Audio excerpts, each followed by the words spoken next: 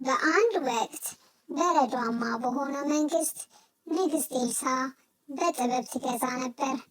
አንድ ምስጢራዊ ምኞት ነበራት። ንግስትነቷን ሳይሆን ልቧን የሚወድ ሰው ማግኘት ነበር። በአንድ የክረምት ምሽት ኤልሳ በጫካው ውስጥ ስትሄድ አንድ የሚያምር ዜማ ሰማች። ከሩቅ አገር የመጣ ደግ ልብ ያለው አይደን ነበር። በዋሽንቱ እየተጫወተ ነበር። ሙዚቃው በጣም ቀዝቃዛውን አየር አሞቀው። የማወቅ ጉጉት ስላደረባት ኤልሳ አይደንን ዋሽንት ሲጫወት በአግርሞት ትመለከተው ነበር።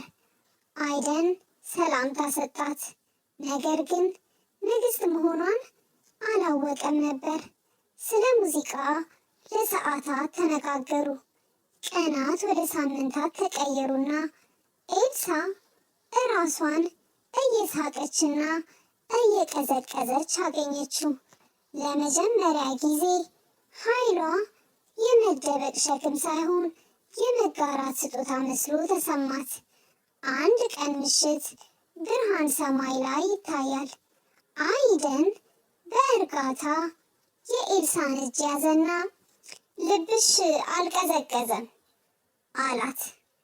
በፈገግታና በዓይኖቿ ብልጭታ በሹክሹክታ ኤልሳ እንግዲያውስ የራሳችንን ዘፈን እንጻፍ፣ በፍቅር በድፍረትና በበረዶ ቅንጣቶች የተሞላ አለችው።